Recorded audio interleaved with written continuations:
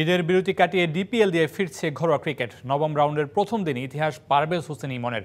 শাইনপুকুরের বিপক্ষে ১৫ বলে half century করে নতুন রেকর্ড গড়েছেন এই আবাহনী ব্যাটার। লিস্টের ক্রিকেটে দ্রুততম 50 রেকর্ডে জয় পেয়েছে আবাহনী। মেহেদী হাসান মিরাজের অলরাউন্ড নৈপুণ্যে জয় পেয়েছে মোহামেডানও। ধানমন্ডি ক্লাবকে 2 উইকেটে হারিয়েছে গুলশান ক্রিকেট ক্লাব।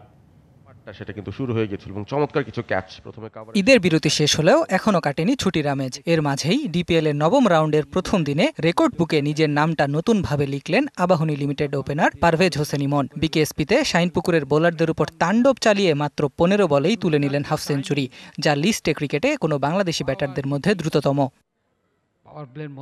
দ্রুততম হাফ সেঞ্চুরির রেকর্ডটা নিজের করে নিতে ইমন ভেঙেছেন ডিপিএল এর 2019 আসরে করা ফরহাদ রেজার রেকর্ড। প্রাইম দোলেশ্বরের হয়ে 18 বলে 50 করেছিলেন ফরহাদ। বিকেএসপিতে শাইনপুকুরের মুখোমুখি হয়েছিল আবাহনী লিমিটেড। মোসাদ্দেকের বোলিং তোপে শাইনপুকুরকে 88 রানে গুটিয়ে দেয় আবাহনী। জবাবে ইমনের রেকর্ড গড়া ইনিংসে 10 উইকেটের জয় পায় আকাশী নীলরা। 23 বলে 4টি 4 ও 6টি ছক্কায় 61 রানে অপরাজিত থাকেন এই ব্যাটার।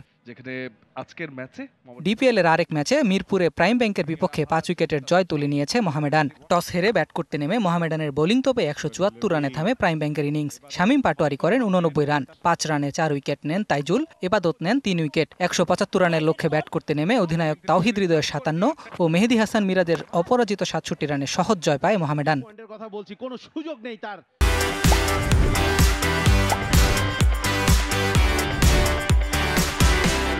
নবম রাউন্ডের অপর ম্যাচে বিকেএসপিতে টস জিতে ধানমন্ডিকে ব্যাটিংয়ে পাঠায় গুলশান। ফজলে রাব্বির 65 ও হাবিবুর রহমানের 32 রানে 258 রান তোলে ধানমন্ডি। জবাবে নাঈম ইসলামের 68 রানে ভর করে 2 উইকেটের জয় পায় গুলশান।